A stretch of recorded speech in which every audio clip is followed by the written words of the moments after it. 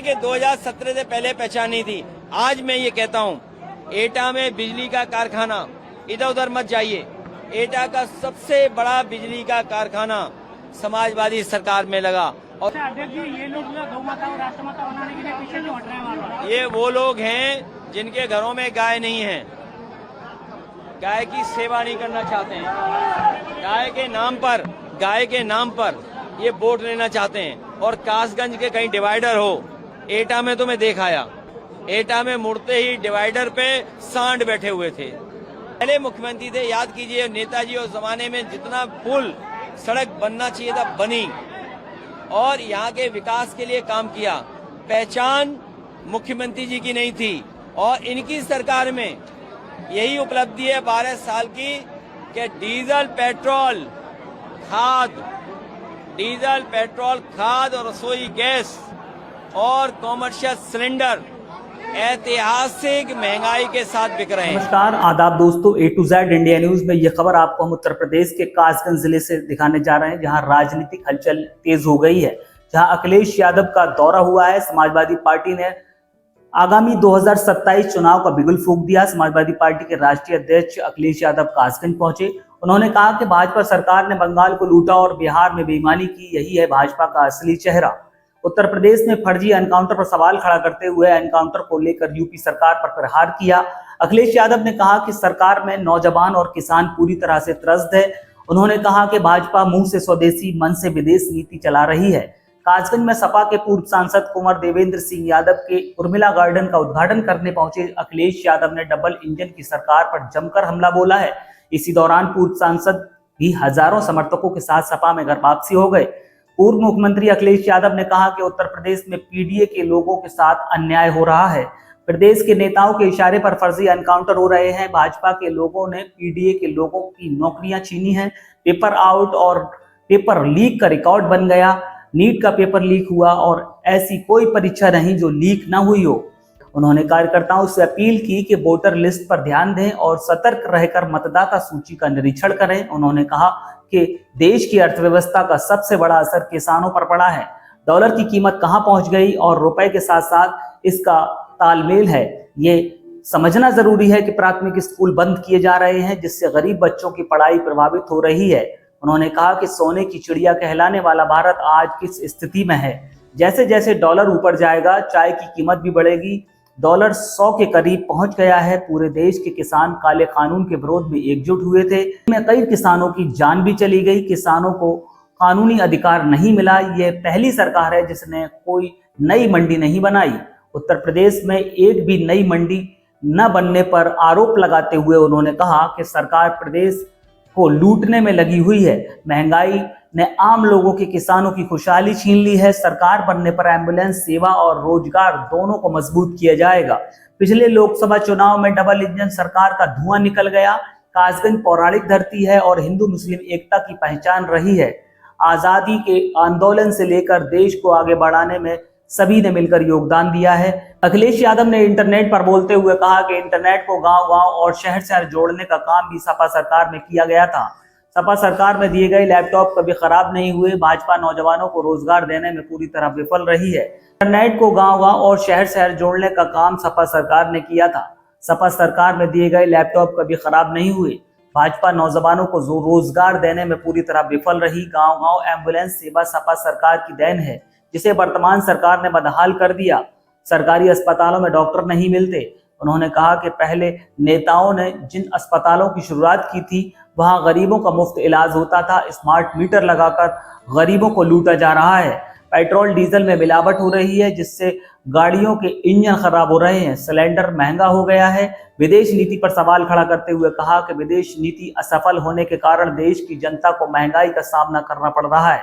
भाजपा के नेता कहते हैं कि भारत विश्व गुरु बन रहा है, लेकिन जमीनी हकीकत अलग है। इस अवसर पर पूर्व सांसद डॉक्टर कुंवर देवेंद्र सिंह यादव ने सभी का आभार व्यक्त किया और नेताजी मुलायम सिंह यादव के साथ अपने संबंधों का उल्लेख किया। उन्होंने पूर्व मुख्यमंत्री अखिलेश यादव का भी आभार व्यक्त किया है।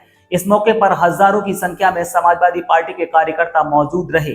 सुनिए अखिलेश यादव ने क्या कहा। मैं सबसे पहले कासगंज एटा की जनता का धन्यवाद देता हूं और मैं कासगंज एटा के जनता का धन्यवाद देता हूं, जिन्होंने देवेश साहब और आसपास जितनी भी लोकसभाएं समाजवादी पार्टी लड़ रही थी, इंडिया गठबंधन को ऐतिहासिक मतदान कर करके हम लोगों को जिताने का काम किया। और इंडिया गठबंधन समाजवादी पार्टी जहां जीता, वहीं कई सीटों पर बेईमानी न होती तो आज राजनीतिक परिस्थितियां दूसरी होती। कासगंज एटा के विकास के लिए समाजवादियों ने हमेशा काम किया। नेताजी की सरकार रही हो और आज अगर आप तुलना करेंगे तो एटा कासगंज को विकास में पीछे छोड़ दिया। यहाँ का किसान दुखी है, आम लोग परेशान है महंगाई से, भ्रष्टाचार बढ़ रहा है। और जहाँ 10 साल की सरकार डबल इंजन, एटा और कासगंज में विकास आते आते डबल इंजन का धुआं निकल गया है। और भारतीय जनता पार्टी को हटाने के लिए पीडीए समाज, पीडीए परिवार पूरी तरीके से तैयार है।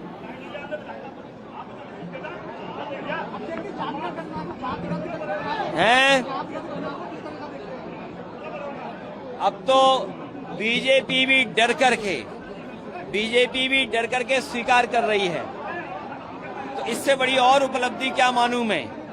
पीडीए की एकजुटता और जो देश में बाबा साहब भीमराव अम्बेडकर जी संविधान और जो लोगों को अपने अधिकार की आवाज उठाने का जो अधिकार मिला है, आज बीजेपी भी स्वीकार कर रही है जाति जनगणना। मुख्यमंत्री ने प्रेस कॉन्फ्रेंस करी लखनऊ में, सरकार के 12 साल होने पे मुख्यमंत्री ने प्रेस कॉन्फ्रेंस करी और कहा कि 2014-17 से पहले क्या हाल था और अब क्या हाल है। तमाम उपलब्धियों के आपने जैसे हेल्थ सेक्टर की बात करी, हेल्थ के बारे में उनको तमाम चीजों के बारे में मैं कई बार सुनता हूं कि मुख्यमंत्री जी ये कहते हैं कि 2017 से पहले कोई पहचान नहीं थी उत्तर प्रदेश की। सच्चाई तो ये है कि मुख्यमंत्री जी की कोई पहचान 2017 से पहले नहीं थी। 2017 से पहले कहो वो कासगंज भी ना आए हों, 2017 से पहले एटा भी ना आए हों। जिन्हें अपनी पहचान 2017 के बाद मिली है, वो ये कह रहे हैं कि 2017 से पहले पहचान नहीं थी। आज मैं ये कहता हूं, एटा में बिजली का कारखाना, इधर उधर मत जाइए, एटा का सबसे बड़ा बिजली का कारखाना समाजवादी सरकार में लगा और उसका परिणाम है और कारखाने लगना शुरू हो गए। जब एक बार पहले मुख्यमंत्री थे, याद कीजिए, नेताजी उस जमाने में जितना पुल सड़क बनना चाहिए था बनी और यहाँ के विकास के लिए काम किया। पहचान मुख्यमंत्री जी की नहीं थी और इनकी सरकार में यही उपलब्धि है 12 साल की कि डीजल पेट्रोल खाद और रसोई गैस और कॉमर्शियल सिलेंडर ऐतिहासिक महंगाई के साथ बिक रहे हैं। सर, आपने गौर का विषय के आधार पर ट्वीट किया, अभी जिस तरह से स्टेट ऑफ हॉर्मस के पास हमला होता है, तीन भारतीयों की जान चली जाती है। देवरिया का भी नौजवान का जिसकी जान चली जाती है स्टेट ऑफ हॉर्मस में अमेरिकी हमले में। देखिए, ये भारत की विदेश नीति की चूक रही। अगर भारत मजबूती के साथ खड़ा होता और जो भारत वॉर को रोकने में कामयाब हो जाता तो आज न जाने जितनी जाने गई, किसी की जान नहीं जाती। न केवल जानें बच जाती, बल्कि दुनिया में जो अर्थव्यवस्था लगातार खराब होती जा रही है और जिसमें भारत सबसे बड़ा देश है, उसकी अर्थव्यवस्था पे संकट पड़ रहा है, ये संकट भी नहीं होता। तो भारत की जिम्मेदारी थी कि युद्ध रोकने की, और युद्ध अगर रोक लेते भारत सरकार तो भारत को प्रधानमंत्री को विश्व गुरु माना जाता।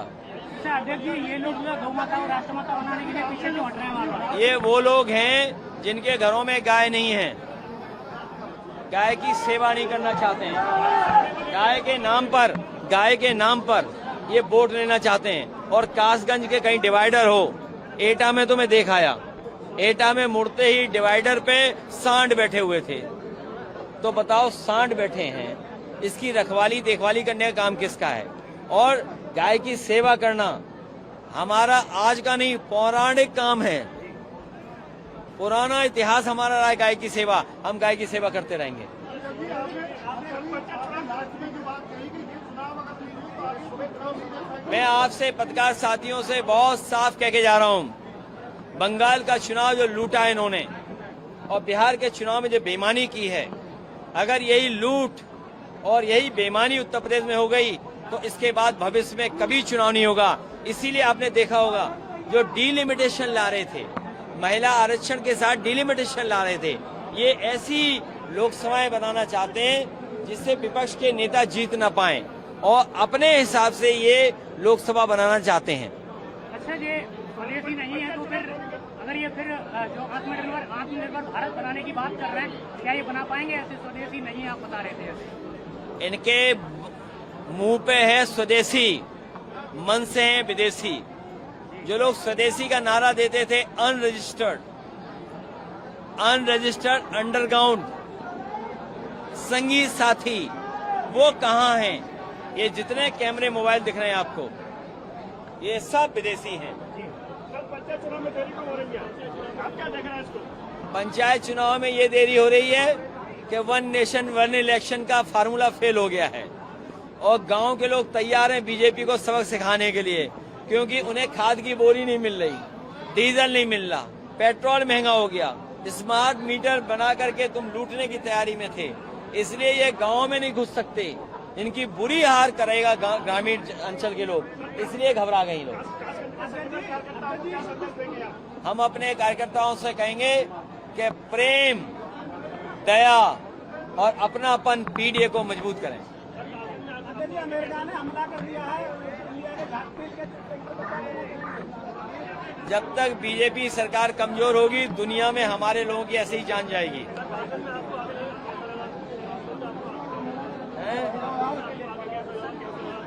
कासगंज और एटा के विकास के लिए अलग से मैनिफेस्टो बनाएंगे। हम कार्यकर्ताओं को साथ लेके चलेंगे।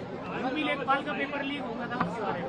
ये सरकार लीक वाली सरकार है, ये लीकेज वाले लोग हैं, इनके बहुत लीकेज हैं, जनता इन्हें बंद करेगी। सर, आपने सोशल मीडिया पे कई दिन पहले लिखा था जब ये सीजेपी का मामला चल रहा था, आज भाई कांग्रेस जनता पार्टी लखनऊ में भी प्रोटेस्ट अपना कर रही है, सीजेपी वर्सेस बीजेपी, आपने भी कहा था। बीजेपी को अपना विरोध स्वीकार नहीं है, अगर कोई विरोध करेगा तो उसका इनकाउंटर कर देंगे। ये विरोध कोई करेगा तो उसे जेल भिजवा देंगे, विरोध कोई करेगा तो उस पर झूठे मुकदमे लगा देंगे। इसके लिए जिम्मेदार हैं हमारे मुख्यमंत्री जी, हमारे मुख्यमंत्री जी जिम्मेदार हैं। इसलिए जिम्मेदार हैं क्योंकि डबल इंजन की सरकार है और इनका महंगाई और भ्रष्टाचार की वजह से धुआं निकल गया डबल इंजन का।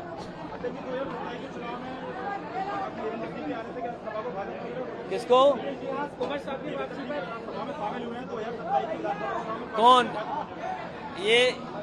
ये समाजवादी पार्टी में हमारे बहुत पुराने और नेताजी के साथी हैं। इनके आने से, देवेश के यहाँ होने से, पीडीए का समीकरण बनाने से, संगठन को मजबूत करने से बीजेपी शून्य पे रह जाएगी।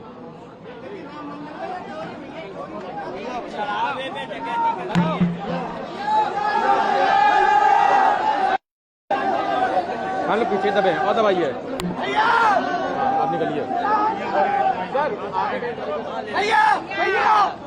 सर,